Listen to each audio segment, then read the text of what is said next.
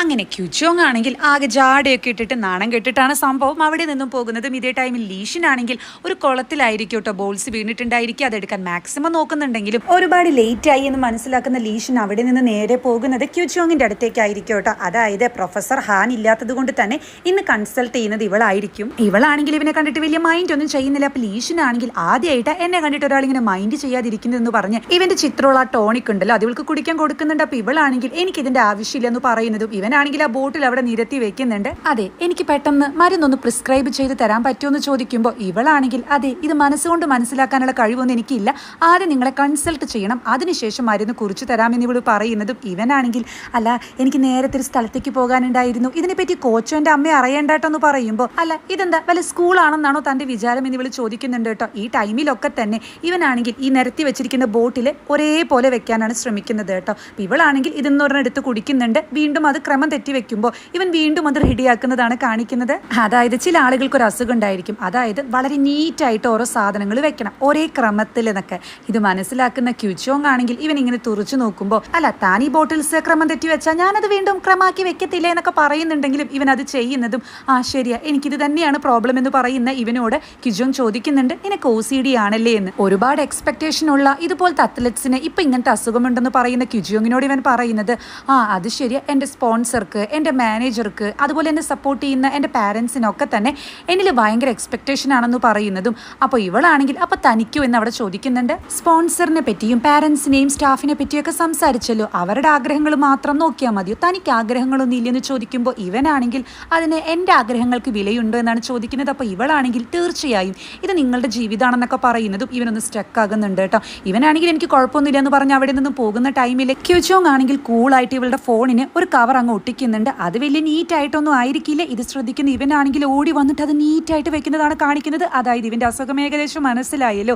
ഇവന് subject number 2 എന്ന് ഇവള് പേരിടുന്നുണ്ട് കേട്ടോ. സബ്ജക്ട് നമ്പർ 1 എന്ന് പറയുന്നത് ലീഗുനായിരുന്നു. നെക്സ്റ്റ് സീനിൽ ലീഗുൻ നോക്കുന്ന ടൈമിൽ ഡോക്ടേഴ്സും സിസ്റ്റേഴ്സും ഒക്കെ ജോലി കഴിഞ്ഞു പോകുന്നതും തേയോങ് ആണെങ്കിൽ ഇവരുടെ കൂടെ തന്നെയുള്ള ഒരു ഡോക്ടറായിട്ട് തൊട്ടുരുമി പോകുന്നതാണ് ഇവൻ കാണുന്നത്. അപ്പൊ ഇത് കാണുന്ന ലീഗുനാണെങ്കിൽ അല്ല, ഇവൻ ഓൾറെഡി ഒരു ഗേൾ ഫ്രണ്ട് ഇല്ലേ, പിന്നെ എന്തിനാ ഡോക്ടറായിട്ട് ഇങ്ങനെയൊക്കെ പോകുന്നതെന്ന് അവിടെ പറയുന്നുണ്ട്.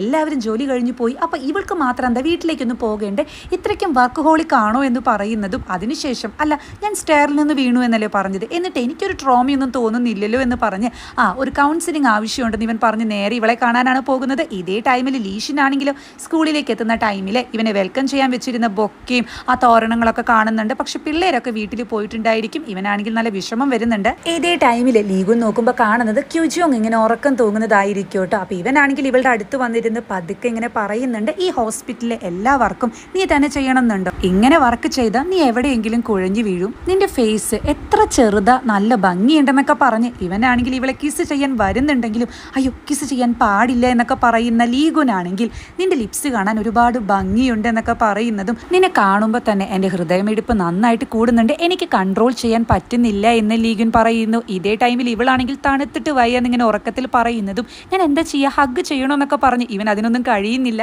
ഇവനാണെങ്കിലോ ഇവൾ എഴുതിയിരിക്കുന്നത് വായിക്കാൻ ശ്രമിക്കുന്നുണ്ട് കേട്ടോ. അതിൽ എഴുതിയിട്ടുണ്ടായിരിക്കാം മെമ്മറി മായ്ച്ച് കളയാൻ പറ്റുമെന്നൊക്കെ ആയിരിക്കും. ആ ടൈമിലാണ് ഇവൾക്ക് ബോധം വരുന്നതും ഇവർ രണ്ടുപേരും ഒരുപോലെ ഷോക്ക് ആകുന്നുണ്ട്. താൻ എന്താ ഇവിടെ എന്നൊക്കെ ചോദിച്ച് ഇവൾ ചൂടാകുന്നതും പെട്ടെന്നാണ് താൻ എഴുതിയ കാര്യങ്ങളൊക്കെ ഇവൻ വായിച്ചു എന്ന് ഡൗട്ട് അടിക്കുന്ന ഇവള് ടെൻഷൻ അടിച്ച് നീ എന്തെങ്കിലും വായിച്ചോ, എന്തെങ്കിലും നോക്കി എന്നൊക്കെ ചോദിക്കുന്നതും പിന്നെ ഇതൊക്കെ നോക്കിയിട്ട് എനിക്കുണ്ടോ മനസ്സിലാകുന്നു, എന്ത് പൊട്ട കൈയക്ഷരം നിന്റെ എന്നാണ് കേട്ടോ ലീഗുൻ ചോദിക്കുന്നത്. അല്ല, താൻ ഇപ്പൊ എന്തിനിങ്ങോട്ട് വന്നെന്ന് ചോദിക്കുന്ന ക്യുച്ചോങ്ങിനോട് നിന്നെ കാണാൻ, അല്ല നീ ഇങ്ങനെ ബോധമില്ലാതെ ഇവിടെ കിടന്നുറങ്ങിയ ആരെങ്കിലും വന്ന് നിന്നെ കിസ് ചെയ്ത് അതെങ്ങനെ നീ അറിയോ എന്ന് ചോദിക്കുന്നതും താൻ എന്നെ കിസ് ചെയ്തു എന്നാണ് ഇവിടെ തിരിച്ചു ചോദിക്കുന്നത്. അപ്പൊ ഇവനാണെങ്കിൽ അയ്യടാ പൂതി കൊള്ളാലോ, ഞാൻ അത്രയ്ക്കും പൊട്ട ആളല്ല, ഇനി വേണമെന്നുണ്ടെങ്കിൽ ഒന്ന് ട്രൈ ചെയ്യാമെന്നൊക്കെ ഇവൻ പറയുന്നതും ഇവള് മൈൻഡ് ഒന്നും ചെയ്യുന്നില്ല കേട്ടോ. നമുക്കൊന്ന് ഡിന്നർ കഴിച്ചാലോ എന്ന് ചോദിക്കുമ്പോൾ എനിക്ക് തീരെ താല്പര്യമില്ല, ഞാൻ ഓൾറെഡി കഴിച്ചു കഴിഞ്ഞതാണെന്ന് ക്യുച്ചോങ് പറയുന്നതും അപ്പോൾ ഇവനാണെങ്കിലും എന്നാ ശരി ഞാൻ എൻ്റെ വിഷ് കൂപ്പൺ ഇവിടെ ഉപയോഗിക്കുക എന്ന് പറയുന്നതും അതായത് ഈ വിഷ് കൂപ്പൺ എന്ന് പറയുന്നത് നേരത്തെ ഇവർ ഒരു റൂമിൽ പെട്ട സമയത്ത് റോക്ക് പേപ്പർ സിസർ എന്ന് കളിക്കാമെന്ന് പറഞ്ഞല്ലോ, ആ ടൈമിൽ ഇവൻ പറയുന്നുണ്ട് ഞാൻ എന്തായാലും തോൽക്കത്തില്ല, ഞാനൊരാണല്ലേ, അതുകൊണ്ട് ഞാൻ എപ്പോഴും കല്ലേ കാണിക്കത്തുള്ളൂ എന്ന് പറയുന്നതും ഇവളാണെങ്കിൽ ആ ശരിയെന്ന് പറഞ്ഞ്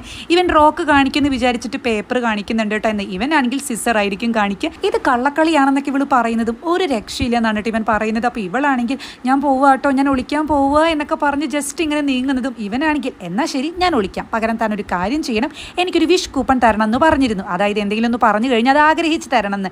അതാണ് ഇപ്പോൾ ഇവൻ ഇവിടെ ചോദിക്കുന്നത്. അങ്ങനെ പിന്നീട് ഇവർ രണ്ടുപേരും കൂടി ഇരുന്നിട്ട് ഡിന്നർ കഴിക്കുന്നതും. നിനക്ക് തീരെ കാഴ്ചയില്ലാട്ടോ എന്ന് ഇവൻ പറയുന്ന ടൈമിൽ അത് പിന്നെ ഞാൻ ബുക്ക് വായിക്കുമ്പോൾ മാത്രമേ കണ്ണട വെക്കത്തുള്ളൂ എന്ന് ക്യുജോങ് പറയുന്നതും, ഞാൻ നിന്റെ കണ്ണിൻ്റെ കാര്യമല്ല പറഞ്ഞത്, നിനക്ക് ഈ ആണുങ്ങളോടുള്ള കാഴ്ചപ്പാട് അത് തീരെ ശരിയല്ല.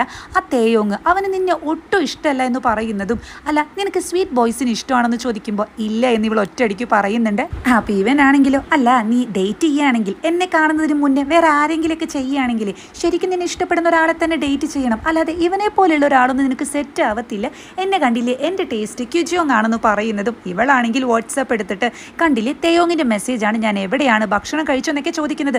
ഇതൊക്കെ അയക്കുന്ന ഒരാൾക്ക് എന്നോട് ഇഷ്ടമില്ല എന്നാണോ താൻ പറയുന്നതെന്ന് ഇവൾ ചോദിക്കുന്നതും, അല്ല ഇവൻ എന്താ വല്ല ട്രാക്കറും ആണോ, അല്ല എപ്പോഴും നിന്നോട് എവിടെയുള്ളതെന്ന് ചോദിക്കുന്നുണ്ടല്ലോ എന്ന് ഇവൻ കളിയാക്കുന്നതും. അതെ, ഈ ഫസ്റ്റ് ലവ് അതൊരിക്കലും നടക്കത്തില്ല, പാസ്റ്റ് ആണ്, കഴിഞ്ഞ കാര്യങ്ങളൊക്കെ ആലോചിച്ചിരിക്കാതെ താൻ ഇപ്പൊ ജീവിക്കാൻ നോക്കുക എന്ന് പറയുന്ന ക്യുജോങ്ങിനോട് ഇവൻ പറയുന്നത്, തനിക്ക് ഇങ്ങനെ ടെൻഷൻ അടിച്ചിരിക്കുന്ന സമയത്ത്, താൻ ഇങ്ങനെ ഫുൾ എംപ്റ്റി ആകുന്ന സമയത്ത് ഇതുപോലെ ഒരു ബൗൾ നിറച്ച് ചൂടുള്ള ന്യൂഡിൽസ് കഴിക്കുമ്പോൾ ഒരു അകത്ത് ചൂടും അതുപോലെ തന്നെ ഒരു ആശ്വാസമൊക്കെ തോന്നാറില്ലേ, അതുപോലെയാണ് താൻ എന്നെ ആദ്യമായിട്ട് തൊട്ട സമയത്ത് എനിക്ക് അനുഭവപ്പെട്ടത്. തണുത്ത് വിറച്ചിരുന്ന എന്നെ വാരി പുണർന്ന കൈകൾക്ക് ഒരു പ്രത്യേക ചൂടുണ്ടായിരുന്നു. താനാണ് ജീവിതത്തിനും മരണത്തിനും ഇടയിലുള്ള ആ ബാഡ് മെമ്മറീസിന് ഗുഡ് മെമ്മറീസ് ആക്കി മാറ്റിയത്. എനിക്കിപ്പോ കുറച്ചു ദിവസങ്ങൾക്ക് മുന്നേ നടന്ന കാര്യങ്ങളൊന്നും ഓർമ്മയില്ലെങ്കിലും അന്നത്തെ ആ കാര്യം, അതായത് തന്റെ കാര്യം ഇപ്പോഴും എനിക്ക് വ്യക്തമായിട്ട് ഓർമ്മയുണ്ട്. താൻ ഒരിക്കലും, അതായത് തന്റെ ഓർമ്മകൾ ഒരിക്കലും എനിക്കൊരു പാസ്റ്റ് അല്ല, എന്റെ പ്രസന്റ് തന്നെയാണെന്ന് പറയുന്നതും ഇവൾക്കാണെങ്കിൽ അപ്പൊ എന്തോ പോലെ ഫീൽ ചെയ്യുന്നുണ്ട് കേട്ടോ. അതായത് ആ പെൺകുട്ടി ഇവളല്ലല്ലോ, ഇവളാണെങ്കിൽ ഫുഡ് കഴിക്കുന്ന ടൈമില്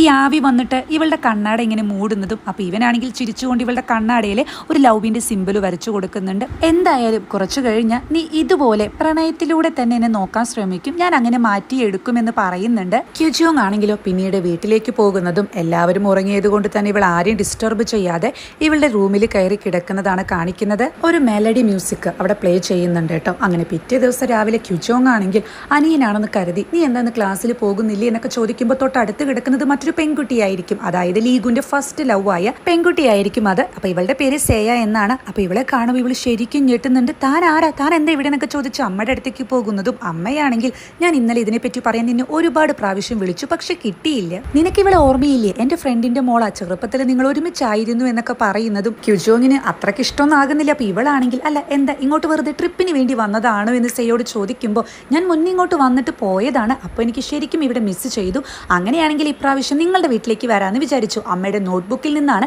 നിങ്ങളുടെ അഡ്രസ്സ് എനിക്ക് കിട്ടിയത് എന്ന് ഇവൾ പറയുന്നത്. ഇത് കേൾക്കുന്ന ക്യുജോങ് ആണെങ്കിൽ, അപ്പോൾ പ്രത്യേകിച്ച് പ്ലാൻ ഒന്നുമില്ല, വെറുതെ തേണ്ടി തിരിയാൻ വന്നതാണല്ലേ എന്നിങ്ങനെ പറയുന്നുണ്ട്. നിങ്ങളുടെ വീട് എനിക്ക് ഒരുപാട് ഇഷ്ടമായി, ഇത് ഒരുപാട് പഴയതാണല്ലേ എന്ന് പറയുമ്പോൾ, പഴയതെന്ന് ചോദിച്ചു ക്യുജോങ്ങിന് ദേഷ്യം വരുന്നുണ്ട്. അപ്പം അമ്മയാണെങ്കിൽ അവൾ അതല്ല ഉദ്ദേശിച്ചത്, ഈ പണ്ടത്തെ മോഡൽ എന്ന, അവളും ഫാമിലിയും മൊത്തം ഇറ്റലിയിലേ താമസിക്കുന്നത്, അതുകൊണ്ട് കൊറിയ അത്ര അങ്ങോട്ട് വശമില്ല എന്ന് പറയുന്നതും അമ്മയും അനിയനും ഒക്കെ സേയോട് നന്നായിട്ട് പെരുമാറുന്നത് കാണുമ്പോൾ ഇവൾക്ക് ശരിക്കും അത്ഭുതം വരുന്നുണ്ട് കേട്ടോ. അതിനുശേഷം പിന്നീട് കാണുന്നത് ഇവളുടെ തൊട്ടടുത്തുള്ള അയൽക്കാരി ഇവൾക്ക് വേണ്ടിയിട്ട് എന്തൊക്കെയോ സാധനങ്ങൾ കൊണ്ടുവന്ന് കൊടുക്കുന്നതാണ്. ആ ആൻറ്റി ഇതുവരെ ഇവളുടെ വീട്ടിലേക്ക് ഇങ്ങനെ വന്നിട്ടുമില്ല. അപ്പോൾ സേ ആണെങ്കിലും ഇവരോട് നന്നായിട്ട് തന്നെ പെരുമാറുന്നുണ്ട്. ഇത് കാണാൻ ഇവളുടെ കിളി പോകുന്നുണ്ട് കേട്ടോ. ആ നെയ്ബർ ലേഡി മാത്രമല്ല വേറൊരാളും ഇവൾക്ക് ഇതുപോലെ എന്തൊക്കെയോ വന്ന് ചെയ്തു കൊടുക്കുന്നുണ്ട്. ഇതേ ടൈമിൽ സേഡ് അവിടെ ഒബ്സർവേഷൻ സബ്ജക്ട് നമ്പർ 3 എന്ന് എഴുതി കാണിക്കുന്നുണ്ട് കേട്ടോ. അതായത് ഇനി ശ്രദ്ധിക്കേണ്ട മൂന്നാമത്തെ ആളെന്ന്. അപ്പോൾ ക്യുജോങ് ആണെങ്കിലും മനസ്സിൽ ചിന്തിക്കുന്നത്, ഒറ്റ ദിവസം കൊണ്ട് എൻ്റെ ഫാമിലിയെയും ഈ അയൽക്കാരെ മൊത്തം ഇവൾ കയ്യിലെടുത്തു, ഇവൾ ആൾ കൊള്ളാലോ എന്നായിരിക്കും. നെക്സ്റ്റ് സീനിൽ ബാങ്കൂക്ക് ആണെങ്കിൽ ഇവൻ്റെ സ്കൂളിലേക്ക് വരുമ്പോൾ അവിടെ ഓൾറെഡി ലീഷിന് ഇവൻ്റെ കുറേ തൊപ്പി അങ്ങനത്തെ ഗിഫ്റ്റുകളും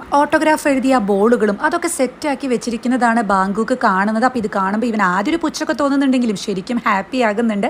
ഇതേ ടൈമിൽ ലീഷിനാണെങ്കിൽ പ്രാക്ടീസ് ചെയ്ത് ഇവൻ്റെ ബാഗ് നോക്കുന്ന ടൈമിൽ ക്യുജോങ്ങിൻ്റെ ഐഫൽ ടവറിൻ്റെ കീ അത് ഇവൻ കാണുന്നുണ്ട്. ഇതേ ടൈമിൽ തന്നെ കീ നഷ്ടപ്പെട്ടത് അറിയുന്ന ക്യുജോങ് ആണെങ്കിൽ ഇവളുടെ ക്യാബിനിൽ മൊത്തം അത് സെർച്ച് ചെയ്യുന്നതും, നേരത്തെ ബോൾ വീണ ടൈമിൽ ഇവള് വീണിരുന്നല്ലോ റോട്ടില്, അവിടെ എങ്ങാനും നഷ്ടപ്പെട്ടിട്ടുണ്ടായിരിക്കും എന്നാലോചിച്ച് ഇവള് പിന്നീട് അവിടെ സെർച്ച് ചെയ്യുന്നതും അങ്ങോട്ട് വരുന്ന ഇവളുടെ കൊളീഗായ ഡോക്ടറും നേഴ്സ് സോങ്ങും ആണെങ്കിൽ നേഴ്സ് സോങ് അവിടെ പറയുന്നുണ്ട്, അല്ല ഈ ക്യുജോങ് ഡോക്ടറിന് ഇത് എന്ത് പറ്റി, ഈയിടെയായിട്ട് ആളുടെ പെരുമാറ്റത്തിൽ എന്തോ ഒരു പന്തികേടുണ്ടെന്ന് പറയുമ്പോൾ ഡോക്ടർ ആണെങ്കിൽ അന്ന് UK വന്ന ശേഷം ആൾ ഇങ്ങനെയാണെന്ന് അവിടെ പറയുന്നുണ്ട് എന്ന് ഇവളതൊന്നും ശ്രദ്ധിക്കുന്നില്ല എന്ന് മാത്രമല്ല ഭയങ്കര തിരച്ചിലായിരിക്കും കേട്ടോ. അപ്പോൾ ഇവളാണെങ്കിൽ ഒരു ഓടയിൽ സെർച്ച് ചെയ്യുന്ന ടൈമിൽ അങ്ങോട്ട് വരുന്ന ക്യുജോങ് ആണെങ്കിൽ ഒരു കമ്പൊക്കെ എടുത്ത് കൊടുക്കുന്നുണ്ട്. അപ്പോൾ ഇവളാണെങ്കിൽ ഇതെന്തായാലും നന്നായി എന്ന് പറഞ്ഞ് തിരയുന്ന ടൈമിലാണ് പെട്ടെന്ന് ഇവൾക്ക് കാര്യം മനസ്സിലാകുന്നതും ഇവൾ അവിടെ നിന്ന് എണീക്കുന്നുണ്ട്. അപ്പോൾ ഇവനാണെങ്കിൽ എന്താ കാര്യം എന്ന് ചോദിക്കുമ്പോൾ, എൻ്റെ കീ കണ്ടിരുന്നു, അത് നഷ്ടമായി എന്ന് പറയുന്നതും, ഏത് ഐഫൽ ടവറിന്റെ കീയോ എന്ന് ഇവനോട് ചോദിക്കുന്നുണ്ട്. നിനക്ക് ഈ മെറ്റലിനോട് അലർജി ഉണ്ടല്ലേ, എന്നിട്ടും ആ മെറ്റൽ കൊണ്ടുണ്ടാക്കിയ ഐഫൽ ടവറിന്റെ കീ നീ നന്നായി സൂക്ഷിച്ചതാ, കഷ്ടമായി പോയി എന്നൊക്കെ പറയുന്നതും ഇവൾ ഇതൊന്നും മൈൻഡ് ചെയ്യാതെ കഷ്ടപ്പെട്ട് ഇങ്ങനെ തപ്പുന്നത് കാണുമ്പോൾ ഇവൻ പറയുന്നുണ്ട്, അതെ അതത്ര ചീപ്പായിട്ടുള്ള സംഭവം, വേണമെങ്കിൽ ഞാൻ $10 20 വാങ്ങിത്തരാന്ന് പറയുമ്പോൾ പൈസയല്ല ഇവിടെ കാര്യമെന്ന് പറയുന്ന ക്യുജോങ്ങിനോട് തനിക്ക് വേണമെന്ന് പറഞ്ഞ ഞാൻ പാരീസിൽ പോയിട്ടാണെങ്കിലും അത് വാങ്ങിച്ചു കൊണ്ടുവരും എന്ന് പറയുന്ന ഇവനോട് ഇവള് പറയുന്നുണ്ട്. അതിന്റെ പൈസയോ അല്ലെങ്കിൽ അത് എവിടെ നിന്ന് വാങ്ങിച്ചു എന്നൊന്നും പ്രധാനമില്ല, അതെനിക്ക് തന്ന വ്യക്തി അവിടെയാണ് പ്രാധാന്യം. അതായത് എനിക്ക് തേയോങ് എന്റെ ഫസ്റ്റ് ബർത്ത്ഡേക്ക് തന്നതാണ് എന്നൊക്കെ പറയുന്നതും, അല്ല ബർത്ത്ഡേക്ക് ഇതാണോ ഗിഫ്റ്റ് ആയിട്ട് തന്നത്, വേറെ എന്തെങ്കിലുമൊക്കെ തരണ്ട്, സത്യം പറ തനിക്കിത് ഗിഫ്റ്റ് ആയിട്ട് തന്നപ്പോൾ ശരിക്കും സങ്കടം തോന്നിയില്ല എന്ന് പറയുമ്പോൾ ഇല്ല എന്ന് പറയുന്ന ഇവളോട് വീണ്ടും ഇവൻ അല്ലല്ല തോന്നി എന്നൊക്കെ പറഞ്ഞ് ഇവളെ അങ്ങ് ചൊടിപ്പിക്കുന്നുണ്ട്. ഇവളാണെങ്കിൽ ചൂടാകുന്ന ടൈമിലാണ് തേയോങ് വിളിക്കുന്നതും. തേയോങ് ആണെന്ന് മനസ്സിലാക്കുമ്പോൾ ഇവള് സ്വീറ്റ് ആയിട്ട് സംസാരിക്കുന്നുണ്ട് കേട്ടോ. ഇത് കാണുന്ന ലീഗുന്റെ കിളി പോകുന്നുണ്ട്. ഇവളാണെങ്കിൽ തേയോങ്ങിനോട് ലൈബ്രറിയിലാണ് ഉള്ളതെന്ന് പറയുന്നതും അതിനുശേഷം ഇവൻ പറയുന്നുണ്ട് നന്നായിട്ട് നുണ പറയൂലേ എന്ന്. അപ്പൊ ഇവളാണെങ്കിലും അതങ്ങനെ നുണയൊന്നുമല്ല, ചില സമയത്ത് കാര്യങ്ങൾ വഷളാവാതിരിക്കാൻ വേണ്ടിയിട്ട് നമുക്ക് നുണയൊക്കെ പറയാന്ന് പറഞ്ഞ് ഇവള് തപ്പുന്നതും തനിക്ക് താല്പര്യമില്ലെങ്കിൽ ഇവിടുന്ന് പോയെന്ന് ഇവനോട് പറയുന്നുണ്ട് കേട്ടോ. അപ്പൊ പോകുന്ന വഴിക്ക് ഇവനാണെങ്കിലും പിന്നെ ആ ചീപ്പ് കീക്ക് വേണ്ടിയിട്ട് ഇങ്ങനെ തിരയുന്നത്, ഇവളുടെ തെരച്ചിൽ കണ്ടാൽ തോന്നും എന്തോ വലിയ കാര്യം നഷ്ടപ്പെട്ടെന്ന്. ഇവൾ ഇതിന് മാത്രം സത്യസന്ധതയൊന്നും അവനോട് കാണിക്കേണ്ട ആവശ്യം എന്നൊക്കെ പറഞ്ഞ് ഇവന് ശരിക്കും കുശും പഠിക്കുന്നുണ്ട്. ആ ടൈമിലാണ് ചാസിയോനെ ഇവനെ വിളിക്കുന്നതും. ഞാൻ എത്ര നേരമായി വെയിറ്റ് ചെയ്യുന്നു, ചേട്ടൻ ഇങ്ങോട്ട് വരുന്നില്ലേ എന്ന് ഇവനോട് ചോദിക്കുന്നുണ്ട്. നെക്സ്റ്റ് സീനിൽ തേയോങ്ങും അതുപോലെ ഇവളുടെ കൂടെ തന്നെയുള്ള ഒരു ഡോക്ടർ പെണ്ണുണ്ടല്ലോ ആളും കൂടിയിട്ട് കാറിൽ ഇരിക്കുന്നതും ഇന്ന് എനിക്ക് ഓവർ ടൈം വർക്ക് ഉണ്ട് ഇനിയിപ്പോൾ എന്താ ചെയ്യാന്നൊക്കെ പറയുന്ന ടൈമിൽ തേയോങ് ആണെങ്കിൽ ഓവർ ടൈമിനെ പറ്റിയിട്ടൊന്നും നീ ബോധർ അടിക്കേണ്ട, അത് ക്യുജോങ്ങിനെ ഏൽപ്പിക്കാന്ന് പറയുന്നുണ്ട് കേട്ടോ. അതായത് ഇവൻ നൈസായിട്ട് അങ്ങ് ഒപ്പിക്കുകയാണ്.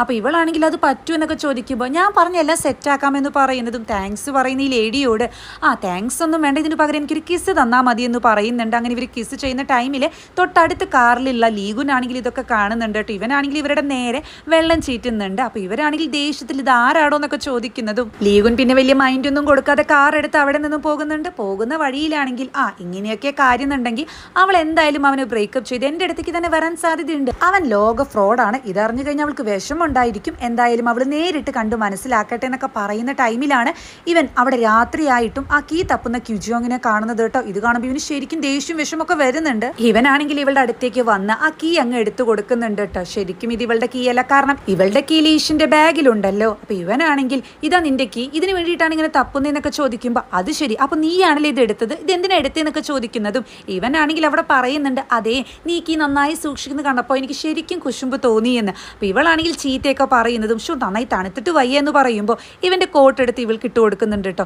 എനിക്ക് നല്ല ചൂടാ തോന്നുന്നേ എന്ന് പറഞ്ഞിട്ട്. അപ്പൊ ഇവളാണെങ്കിൽ വലിയ മൈൻഡ് ഒന്നും ചെയ്യുന്നില്ല. ഇവനാണെങ്കിലും അല്ല നിനക്ക് ഈ ബാഡ് ഗെയ്സിന്റെ സ്റ്റൈലിനെ പറ്റി എന്താ അഭിപ്രായം, ഇഷ്ടമാണെന്ന് ചോദിക്കുമ്പോൾ തന്നെ പറ്റിയിട്ടാണ് ഉദ്ദേശിച്ചത്, എനിക്ക് തീരെ താല്പര്യമില്ല എന്ന് പറയുന്ന ക്യുജോങ്ങിനോട് അപ്പൊ നൈസ് ആയിട്ടുള്ള ഗെയ്സിനോടാണല്ലേ താല്പര്യം, അങ്ങനെയാണെങ്കിൽ ഞാൻ അങ്ങനെ മാറാന്നൊക്കെ പറയുന്നതും ഇവളാണെങ്കിൽ മൈൻഡ് ചെയ്യാതെ തേയോങ്ങിന്റെ കാർ പാർക്ക് ചെയ്ത സ്ഥലത്തേക്കാണ് പോകുന്നത് കേട്ടോ. അപ്പൊ ഇത് കാണുന്ന ഇവനാണെങ്കിൽ അല്ല ആ സൈഡിലേക്ക് പോകേണ്ട, അവിടെ അത്ര നല്ലതല്ല എന്നൊക്കെ പറയുന്നതും അത് കൊള്ളാം, ഞാൻ എനിക്ക് ഇഷ്ടമുള്ള സ്ഥലത്തേക്ക് പോകുന്നു പറഞ്ഞ് ഇവള് ചൂടായിട്ട് അവിടേക്ക് തന്നെയാണ് പോകുന്നത്. എന്നാൽ ഇവനാണെങ്കിലോ ഇവളെ തടഞ്ഞിട്ട് അവിടെ പറയുന്നുണ്ട് അതായത് നിനക്ക് എന്തെങ്കിലും കണ്ടിട്ട് ഹേർട്ട് ആവുകയാണെങ്കിൽ നീ ഒരിക്കലും കരയരുത്, അതുപോലെ ഷോക്ക് ആകരുത് എന്ന്. ഇത് കേൾക്കുന്ന ക്യുജോങ് ആണെങ്കിൽ അതെ ഞാൻ സാധാരണ കരയാറില്ല, ഞാൻ അത്ര ലോല ഹൃദയമൊന്നുമല്ല, കാരണം എന്താണെന്ന് വെച്ചാൽ ഈ കരഞ്ഞു കഴിഞ്ഞാൽ പെട്ടെന്ന് അങ്ങ് ഉറക്കം വരും, ഉറക്കം വന്നു കഴിഞ്ഞാൽ എനിക്ക് ഒരുപാട് ഡ്യൂട്ടീസ് ചെയ്യാനുണ്ട്, റിസർച്ച് ചെയ്യാനുണ്ട്, അതൊന്നും നടക്കത്തില്ല, ഞാൻ കാണുന്ന പോലെയല്ല നല്ല സ്ട്രോങ് ആണെന്നൊക്കെ പറഞ്ഞ് ഇവള് വീണ്ടും തിരിയാൻ നോക്കുന്നതും ഇവൻ വീണ്ടും ഇവളെ പിടിച്ച് തിരിക്കുന്നുണ്ട്. ഇവളാണെങ്കിൽ ഇപ്രാവശ്യം നന്നായിട്ട് ചൂടാകുന്നുണ്ട്. ഇനി താൻ എന്റെ ദേഹത്ത് തൊട്ട എന്റെ വിധം മാറുമെന്നൊക്കെ പറയുന്നതും തനിക്ക് ഹേർട്ട് ആവാൻ സാധ്യതയുണ്ട്, തനിക്ക് ഹേർട്ടായാൽ അത് എനിക്കും വിഷമാകുമെന്ന് പറയുന്ന ലീഗുനോട് ഇവളാണെങ്കിൽ ഒന്നും പറയാതെ വീണ്ടും തിരിയാൻ നോക്കുകയാണ്. ഇവനാണെങ്കിലോ വീണ്ടും ബലമായിട്ട് ഇവളുടെ കഴുത്തങ്ങ് തിരിച്ചു പിടിക്കുന്നതും അങ്ങനെ ഇവർ രണ്ടുപേരും ഫേസ് ടു ഫേസ് നോക്കി നിൽക്കുന്നിടത്ത് വെച്ചിട്ടാണ് എപ്പിസോഡ് അവസാനിക്കുന്നത്.